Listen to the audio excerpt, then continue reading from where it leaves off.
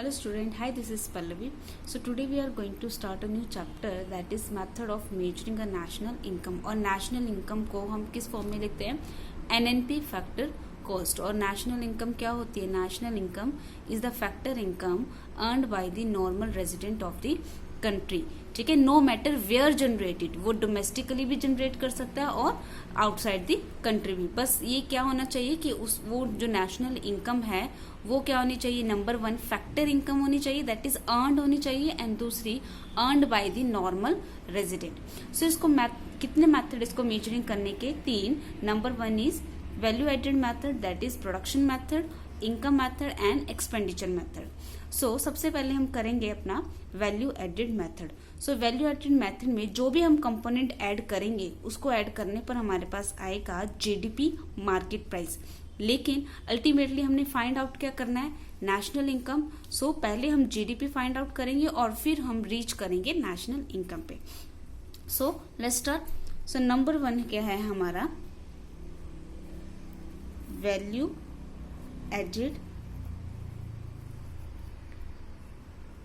Added तो और हम क्या बोल सकते हैं इसको? Production method. तो इसका फॉर्मूला क्या है? वैल्यू ऑफ आउटपुट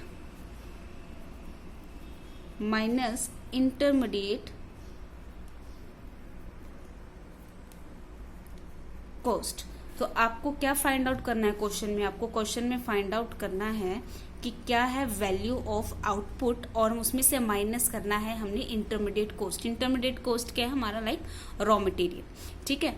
सो आपको सबसे पहले फाइंड आउट करना है कि इकोनॉमी में कितनी आउटपुट हुई है, उसकी वैल्यू क्या है. तो अगर तो आपको वैल्यू ऑफ आउटपुट नहीं गिवन तो आपको और क्या गिवन हो सकता है? वैल्यू ऑफ आउटपुट की जगह आपको गिवन हो सकता है sale plus change in stock. तो ये भी क्या है?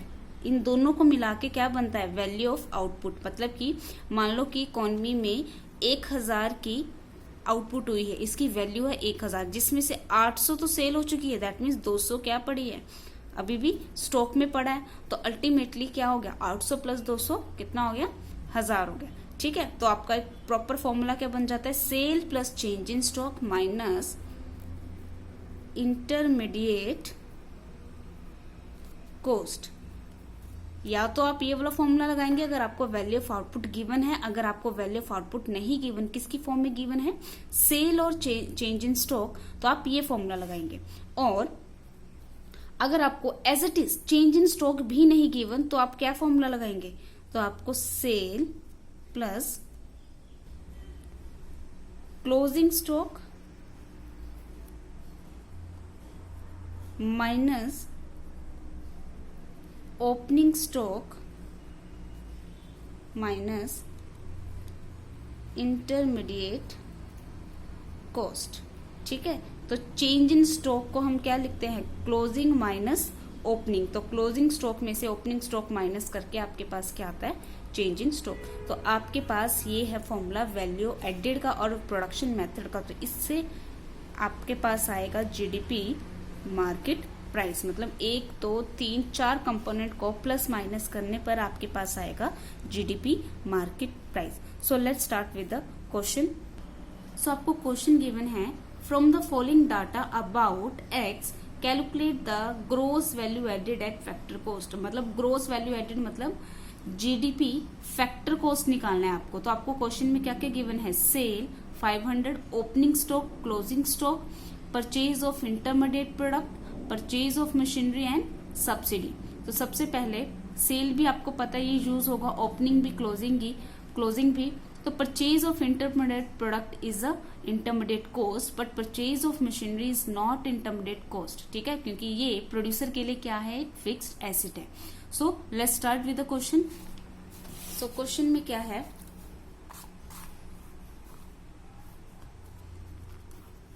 तो हमने क्या निकालना है? प्रोडक्शन मेथड से या वैल्यू एडेड मेथड.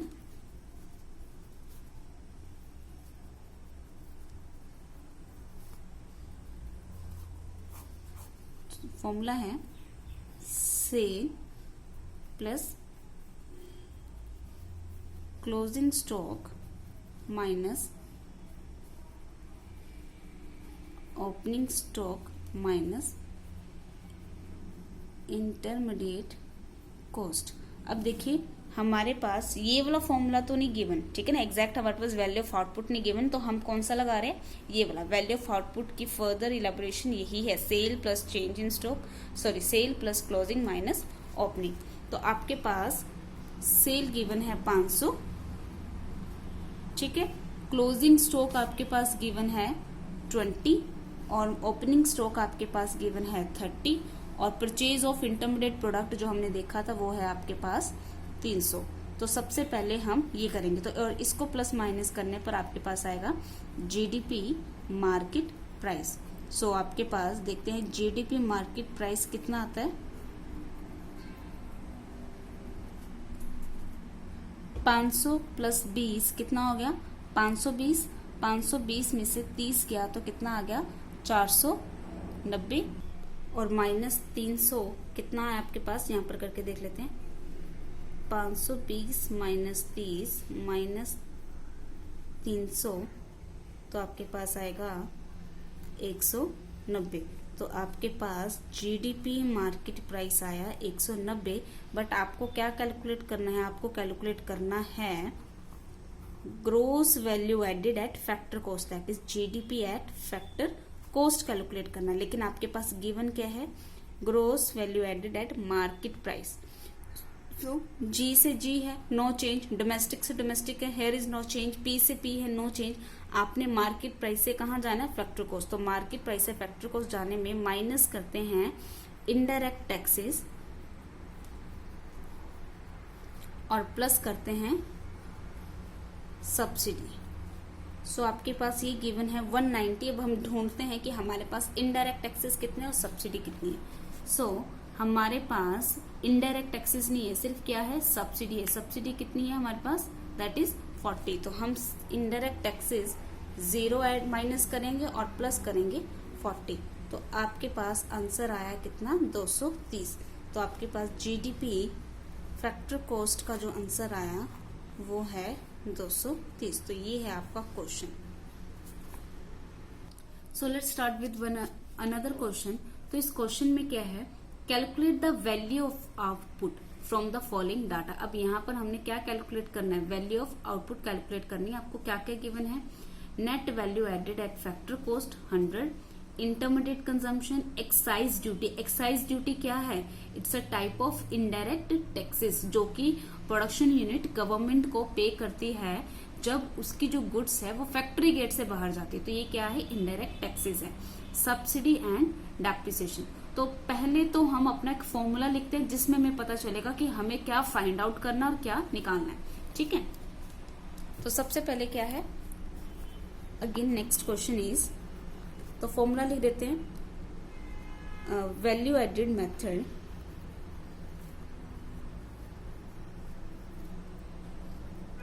ठीक है। वैल्यू एडेड मेथड का फॉर्मूला क्या होगा आपका, जिसको हम लिखते हैं जीडीपी मार्केट प्राइस, ठीक है। वैल्यू एडेड को हम क्या लिखते हैं, जीडीपी मार्केट प्राइस। तो फॉर्मूला क्या है, value of output, basic formula तो ये है, बाकी वो इसकी फर्दर इलेबोरेशन है, माइनस इंटरमीडिएट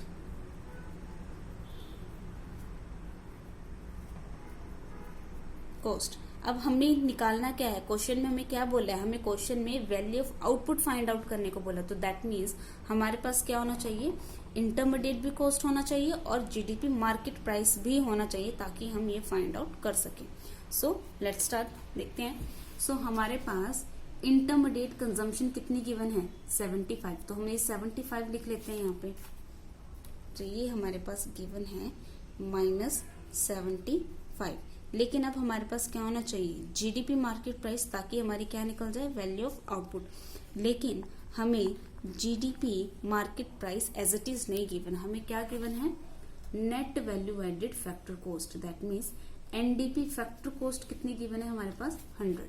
सो हमें फाइंड आउट करना है जीडीपी मार्केट प्राइस, लेकिन हमें गिवन क्या है, एनडीपी फैक्टर कॉस्ट कितना गिवन है, 100। तो अब आप देखो कि आपको एनडीपी फैक्टर कॉस्ट से क्या फाइंड आउट करना है, जीडीपी मार्केट प्राइस। तो ये क्या है, एन, और ये क्या है, ग्रोस। सो नेट से आपने कहाँ जाना है, ग्रोस जाना है, तो प्लस करो डेप्रिसिएशन, ठीक है। डी से क्या है, डी है same as it is. Then आपने फैक्टर कॉस्ट से कहाँ जाना है, मार्केट प्राइस। तो आप ऐड करोगे इनडायरेक्ट टैक्सेस और माइनस करोगे सब्सिडी, क्योंकि आपको क्या गिवन था, NDP net value added factor cost given था। तो मैंने इससे क्या निकाल लिया, जीडीपी मार्केट प्राइस, जो कि मैं यहाँ पुट करूंगी।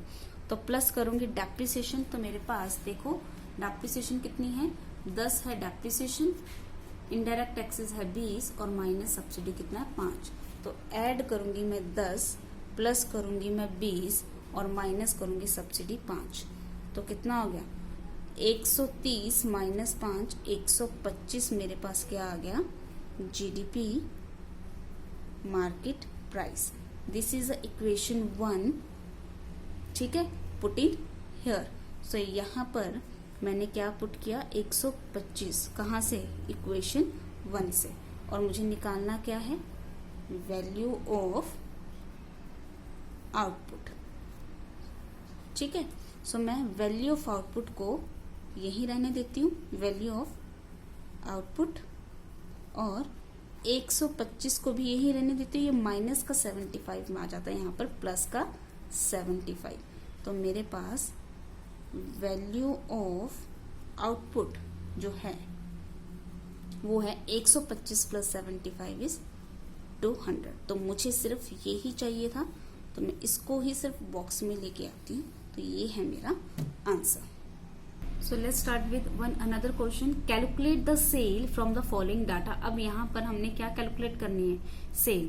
तो क्वेश्चन पढ़ के देखते हैं कि हमें कौन सा मेथड लगाना है। So net value edit eight factor cost कितना गिवन है, 560, डेप्रिसिएशन गिवन है, चेंज इन स्टॉक गिवन है, इंटरमीडिएट कॉस्ट गिवन है, एक्सपोर्ट गिवन है। एक्सपोर्ट क्या होता है, सेल टू अनदर कंट्री, ठीक है, एंड इनडायरेक्ट टैक्सेस गिवन। तो दैट मीन्स देखने से ही पता लग रहा है कि एक प्रोडक्शन मेथड का फॉर्मूला है, तो लेकिन उसमें से हमने क्या निकालना है, सेल। तो अब सेल है तो हम उसके लिए कौन सा वाला फॉर्मूला लिखेंगे, सेल वाला, sale plus closing minus opening stock minus intermediate cost. So पहले हम लिखते हैं फॉर्मूला। सो ये है आपके पास फॉर्मूला। वैल्यू एडेड मेथड कितना है, वैल्यू एडेड मेथड में GDP value of output minus intermediate cost, और आपको वैल्यू ऑफ आउटपुट को हम कैसे लिख सकते हैं, sale plus closing stock minus opening stock minus intermediate cost और जीडीपी। तो अब आपको क्या फाइंड आउट करना है, अब आपको सेल फाइंड आउट करना है। तो इट मीन्स आपके पास क्या क्या गिवन होना चाहिए, ये भी गिवन होना चाहिए, ये भी, ओपनिंग भी और इंटरमीडिएट कॉस्ट भी। सो लेट्स सी हमारे पास क्या क्या गिवन है। हमारे पास जीडीपी मार्केट प्राइस नहीं गिवन, हमारे पास net value added factor cost that is NDP factor cost given है। तो सबसे पहले हम क्या करेंगे, एनडीपी फैक्टर कॉस्ट से तो जीडीपी ही निकालेंगे, ठीक है। और क्या क्या गिवन है हमारे पास, चेंज इन स्टॉक हमारे पास गिवन है, ठीक है, इंटरमीडिएट कॉस्ट गिवन है, तो हम पहले वो फिल कर देते हैं। सो सेल हमें फाइंड आउट करना है, प्लस चेंज इन स्टॉक हमें दोनों का क्लोजिंग माइनस ओपनिंग करके दोनों का आंसर गिवन है कितना, -30। तो -30 हमारे पास गिवन है, और माइनस इंटरमीडिएट कॉस्ट कितनी गिवन है, 1000। तो हमें सेल फाइंड आउट करना है, तो हम पहले क्या निकालेंगे, GDP market price. So number 1 working note का पार्ट हमें क्या कैलकुलेट करना है, जीडीपी मार्केट प्राइस, और हमें गिवन है net value added factor cost that is NDP factor cost given है कितना हमारे पास, 560। सो हमने एन से कहाँ जाना है, ग्रोस जाना है, तो मैं प्लस करूंगी डेप्रिसिएशन जो कि मुझे गिवन है हाउ मच, 60, वो मैं ऐड कर दूंगी। और मुझे फैक्टर कॉस्ट से कहाँ जाना है, मार्केट प्राइस, तो मुझे ऐड करना है इनडायरेक्ट टैक्सेस और माइनस करनी है subsidy. So let's see, indirect taxes मेरे पास गिवन है 60, लेकिन सब्सिडी नहीं गिवन। तो मैं क्या करूंगी, इनडायरेक्ट टैक्सेस 60 ऐड कर दूंगी और माइनस सब्सिडी कितनी गिवन है, 0। सो 560 प्लस 120, तो कितना हुआ मेरे पास, 0, 6 × 8, 5 and 6, 6। तो मेरे पास जीडीपी मार्केट प्राइस आया है 680। तो मैं इसको पुट करूंगी यहाँ पर 680 नंबर 1, इसको मैंने इक्वेशन नाम दे दिया नंबर 1। सो सेल फाइंड आउट करनी है यहाँ पर, ठीक है, ये है मेरा 680 यहाँ पर। सो -30 और -1000 इज माइनस का 1030, और सेल मैं यही रहने दूंगी, और ये माइनस का मेरे पास यहाँ पर आ जाएगा पॉजिटिव का 1030। तो मेरे पास सेल कितना निकला, 0 से 0 0, 8 और 3 कितना हुआ 1, देन 6 and 1 7 and 0। तो अब मेरे पास सेल आया है 1710। So thanks for watching this video and stay tune. So हम अब नेक्स्ट वीडियो में करेंगे अपना इनकम मेथड। थैंक्स।